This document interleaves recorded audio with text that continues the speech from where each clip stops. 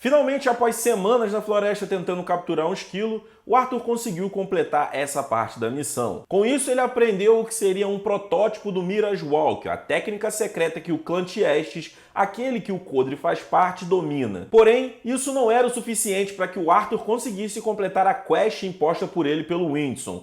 Até porque a raposa prateada e o tal do ursinho carinhoso que nós vamos ver já já dariam muito mais trabalho para o nosso protagonista. Fala galera, tudo bem com vocês? Aqui quem fala é o Luiz, trazendo aquele reviewzinho maroto de The Beginning After the End pra gente continuar seguindo a jornada do menino Arthur semana após semana. Então já garante aí aquele likezão do fortalecimento, se inscreva no canal se for a sua primeira vez vendo a minha cara aqui e é claro, ative o sininho para não perder nenhum conteúdo novo. Vamos que vamos! Seguindo então na missão que o Windson deu de capturar os animais, o Arthur coloca o seu foco na pantera prateada. E ele logo acaba, de certa forma, meio que criando uma afinidade com uma panterinha ali, toda rasgada, vamos dizer assim, com sinais de batalha um tanto quanto evidente, que o Arthur acaba meio que apelidando de Malhadinho. Apesar de ter desenvolvido enormemente a sua habilidade de nublar mana e ficar, de certa forma, um tanto quanto indetectável para os seus adversários, o Arthur percebeu que isso não seria o suficiente para capturar a pantera. Com esse protótipo do Mirage Walk, era possível que o protagonista utilizasse uma espécie de dash para que conseguisse chegar às suas presas um tanto quanto mais rápido. Porém, diferente do esquilo, a pantera prateada, por ser um animal um tanto quanto mais evoluído e acima aí da cadeia alimentar, conseguia meio que se livrar dessas investidas do menino Arthur. É aí que começa mais uma vez uma espécie de quebra-cabeça, onde o garoto tem que literalmente suar para poder descobrir algum mecanismo secreto que ele ainda não tinha meio que manjado para poder capturar esse animal. E é aí que vem aquela bad, né, galera? O moleque fica já borocochô por ficar ali na tentativa e erro,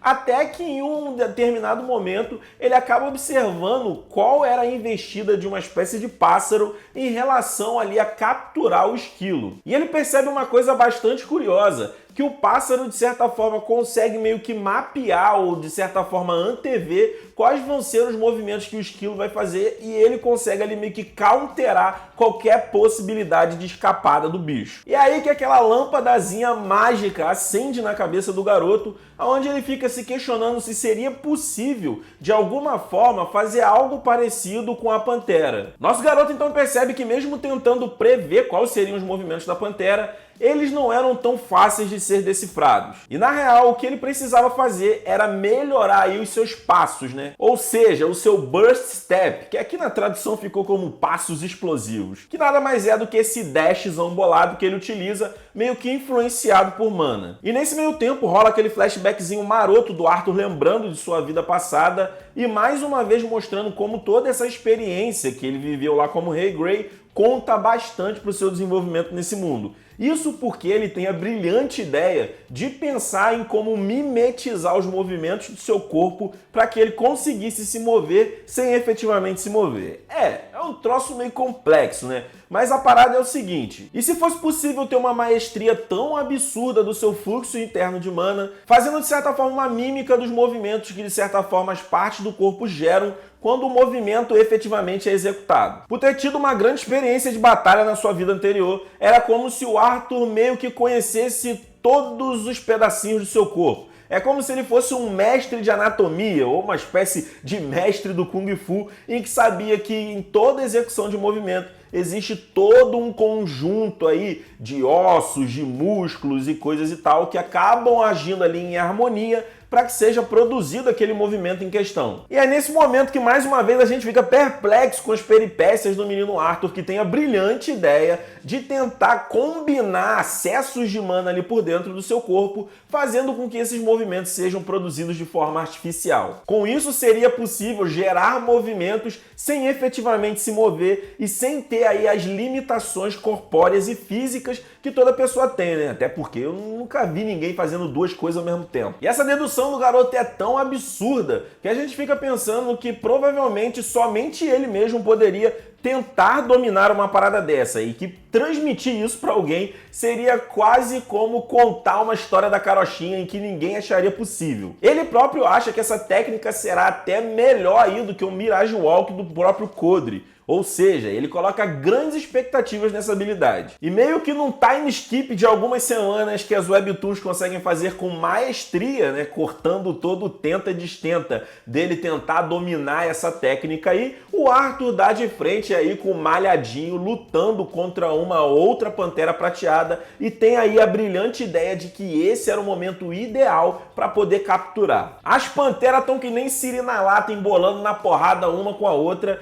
e nisso o Arthur tá ali só de butuca. Só que uma coisa um tanto quanto estranha acontece quando ele percebe que o Malhadinho mete o pé no trecho, como se tivesse sentido uma espécie de perigo ali no local ou coisa do tipo. Mas quem nega a oportunidade, meu irmão, boa pessoa não é. E ele mete os olhos ali na outra Pantera que fica meio abobada, sem saber direito o que está acontecendo, e é logo gankada por uma série de movimentos extremamente rápidos do garoto e logo se vê enclausurada embaixo de um mata-leão. No caso aqui, um mata-pantera. Mas o bichano é osso duro de roer e não tá aí para ser dominado na mão grande por ninguém não. Tanto que no debate-rebate ali, ela leva o menino Arthur mais uma vez direto para um penhasco, né? E Arthur e penhasco é quase tragédia anunciada. Eu nunca vi, meu Deus. É tanta queda na vida desse garoto, parece igual um karma. E mais uma vez o nosso menino tem uma queda livre em direção ao abismo, ou seja, o que lá ele vai encontrar lá embaixo. E nesse momento ele precisa dar uma roubadinha, vamos dizer assim, nas condições do Winston, né? Até porque é melhor utilizar uma magia de vento para poder amortecer a sua queda do que morrer e acabar não servindo de mais nada para ajudar a galera de Efeotos na guerra que estava logo por vir. É nesse momento então que o Arthur percebe que talvez ter caído novamente de um abismo seja o menor de seus problemas nesse momento. Até porque ele sente a presença de um ser um tanto quanto inusitado ali por perto e ao virar o seu olhar nós temos aí o que parecia ser uma espécie de besta gigante, ou seria aí o nosso ursinho titã ao qual estávamos procurando. E um detalhe bem interessante aqui que eu acho que não ficou muito claro é que o Arthur acaba tendo um excesso de fadiga por ter utilizado esses passos explosivos, ou burst step, melhor dizendo assim que fica mais chique, para poder capturar a Pantera. Ou seja, é como se ele já chegasse ali naquele penhasco um tanto quanto fadigado, bastante fadigado, por ter utilizado uma técnica aí que pede bastante aí do seu corpo, e assim ele dá de cara aí com mais um amiguinho para poder resolver uma treta. Se você quiser saber mais detalhes do que acontece a seguir, fique aqui nesse vídeo que eu vou começar aquela zonazinha marota de spoilers que vocês sabem que, ó, delícia. Agora, se você não curte spoilers, muito obrigado por ter assistido o nosso reviewzinho. Espero você aqui na próxima semana e valeu! Para os spoilers masoquistas de plantão, venham comigo. Sim, galera, parece que forças superiores acabaram escrevendo o pobre coitado do menino Arthur em um concurso de protagonista mais azarado de todos os tempos e parece que ele tá levando essa bola aí, hein? Isso porque logo depois de cair naquele penhasco, ele já dá logo de frente aí com o tal do Urso Titã, que era o último desafio que ele tinha, né? A última besta de mana que ele tinha que derrotar para poder passar aí no teste do Winston. Ah, mas aí você me pergunta por que ele teria de reclamar sobre isso e por que não levar como se fosse um 2 em 1, matou 2 coelhos com uma cajadada só. Isso porque, conforme eu tinha dito, acho que não ficou muito claro na Webtoon, o Arthur já chega ali embaixo meio bastante fadigado por ter utilizado o Burst Step lá em cima. No caso, o Burst Step dessa versão aí atualizada 2.0, em que ele mimetiza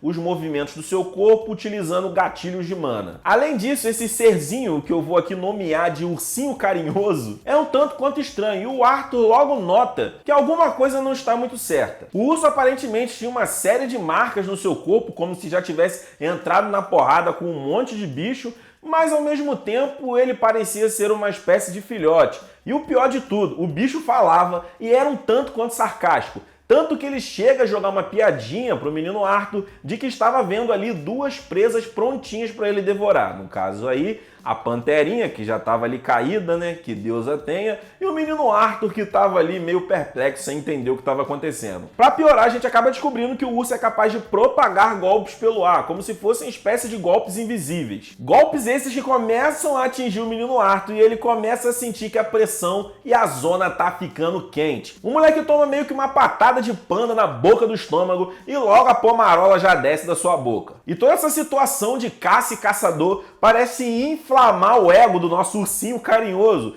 que logo logo começa a mostrar meio que uns tons de sadismo. E é nesse momento que o menino Arthur tem mais uma vez que rebolar a baiana para poder se salvar. E situações desesperadoras requerem medidas desesperadoras, né? O Arthur chega à dedução, então, que a forma mais eficiente dele lutar contra esse urso é criar cortinas de poeira no ar que, ao serem atravessadas, ou seja, aos ataques do urso passarem por essa cortina de poeira, elas aí se movimentariam e ele perceberia qual era a direção do ataque. E nesse exato instante em que ele percebesse que houve uma espécie de movimento ali, ele utilizaria o Burst Step para poder fugir em outra direção. A grande questão é que a gente vê que o Burst Step tem um preço muito alto a ser pago. Isso porque é como se as pernas do Arthur, né, todo o seu quadril para baixo, começa a se sentir muito fadigado, até porque ele está criando movimentos artificiais utilizando mana. Ou seja, são movimentos antinaturais, né? Movimentos meio que sintéticos que o seu corpo não está preparado para reproduzir. Só que quem tem medo, né, família? E lasque-se não ter perna, porque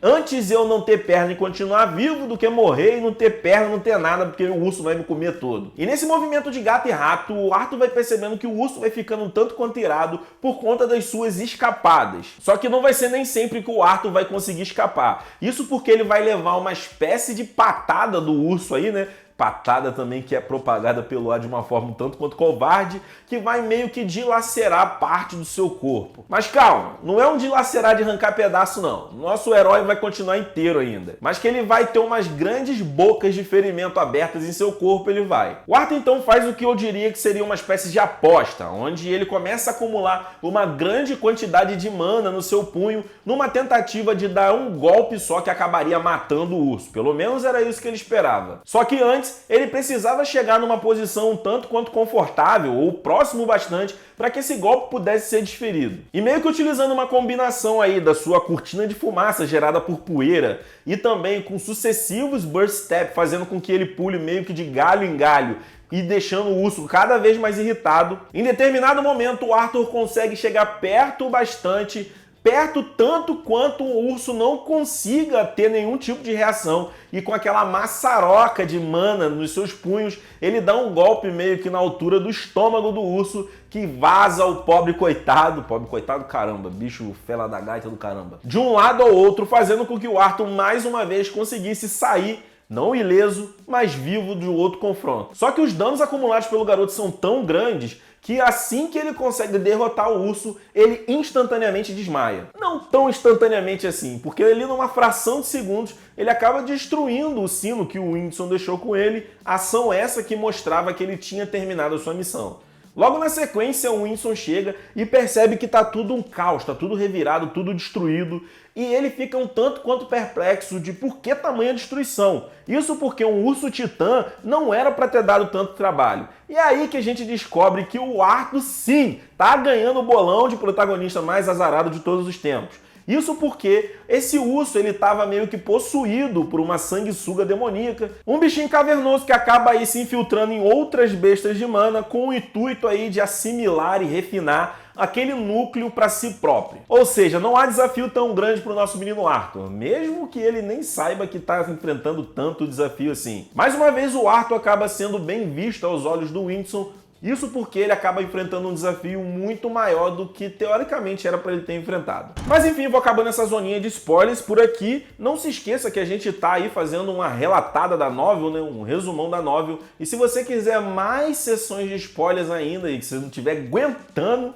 você pode ver aí os nossos relatos da novel, que eu vou deixar a playlist aqui em cima, que tem a sequência dos eventos que acontecem aqui, pelo menos há uns 10 capítulos mais à frente. Mas enfim, galerinha, esse aqui foi o nosso reviewzinho da semana de The Beginning After the End. O menino Arthur acabou desenvolvendo uma outra técnica, mas a conta para essa técnica também é bem alta, e a gente vai ver agora o que vai acontecer com o nosso garoto, depois de basicamente ter sido nocauteado simultaneamente lá com o ursão. Muito obrigado para você aí que assistiu o vídeo até aqui. Não esquece aí de deixar aquele likezão do fortalecimento que ajuda demais a gente aqui no canal. Se inscreva se for a sua primeira vez por aqui também. E não se esqueça de ativar o sininho para não perder nenhum conteúdo novo. E não vá embora ainda. Isso porque em algum lugar da tela aqui vão aparecer mais algumas recomendações de vídeo para você. Vídeos esses feitos aí especialmente para tu que curte Webtoons. Eu sei que tu curte. Enfim, galera, mais uma vez muito obrigado. Eu vou me despedindo por aqui. A gente se vê no próximo vídeo e valeu!